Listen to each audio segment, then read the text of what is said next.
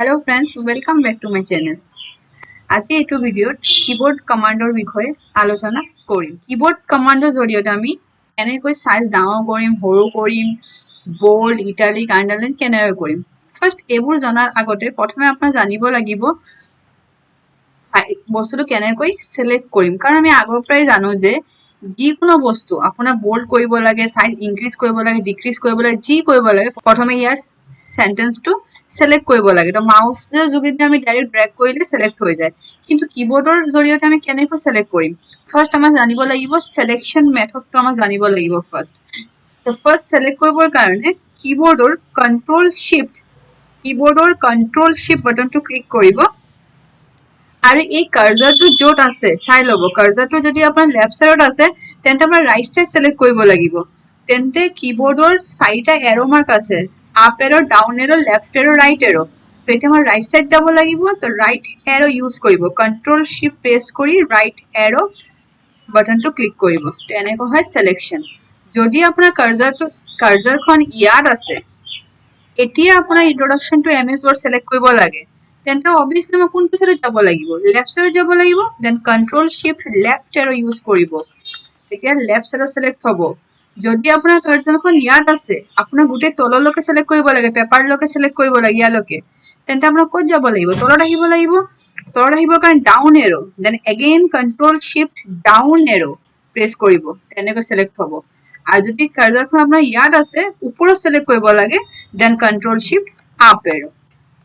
তো এনেকৈ হয় সিলেকশন প্ৰসিডিউৰ। আৰু যদি গোটেই ডকুমেন্টখনেই আপোনাৰ সিলেক্ট কৰি দিব লাগে একেলগে, যিমানখন আছে ইয়াত যিমান লিখা আছে গোটেইখন সিলেক্ট কৰিব লাগে, then control plus A select the whole document, তেন্তে গোটেইখন সিলেক্ট হৈ যাব একেলগত। এতিয়া মই ইয়াৰ সাইজটো ইনক্ৰিজ কৰিব লাগে। ইনক্ৰিজ কৰিবৰ কাৰণে কন্ট্ৰোল শিফট কিবোৰ্ডৰ যেটো গ্ৰেটাৰ দেন সাইনটো আছে, control shift greater than press কৰিব, এটো ইনক্ৰিজ দা ফন্ট সাইজ।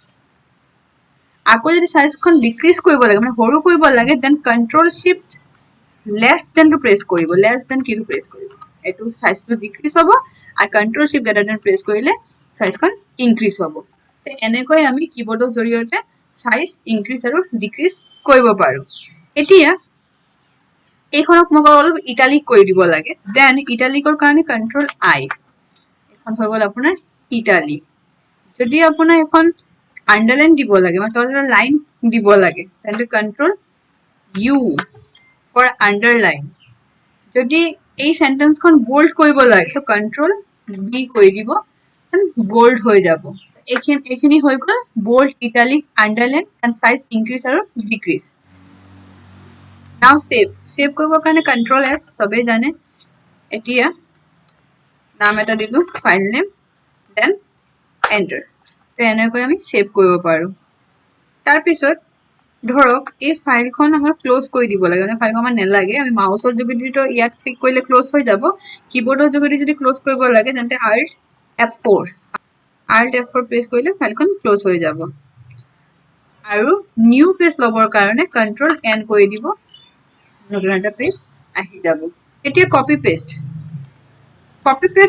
যদি মই এই লাইনটো আৰু এবাৰ লাগে, আৰু এবাৰ লিখিব লাগে সেম লাইনখন, তেন্তে কন্ট্ৰোল সি ফৰ কপি কৰিব, য'ত লাগে মন কৰিব, য'ত লাগে কাৰ্সাৰখন তাত লৈ আহিব ফাৰ্স্ট, তাত আহি কন্ট্ৰোল ভি কৰিব, paste, control V for paste, control C for copy.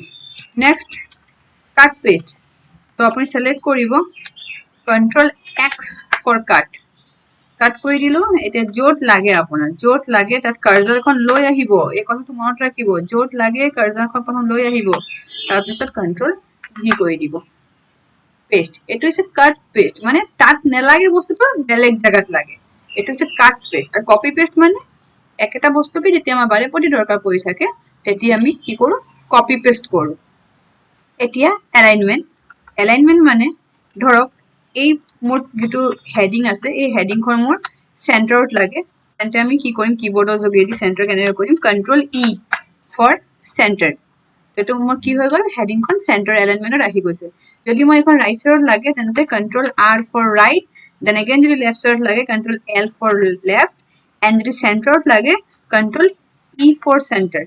মনত ৰাখিব control E for centre, not C, control E for center. Thank you so much for watching this video.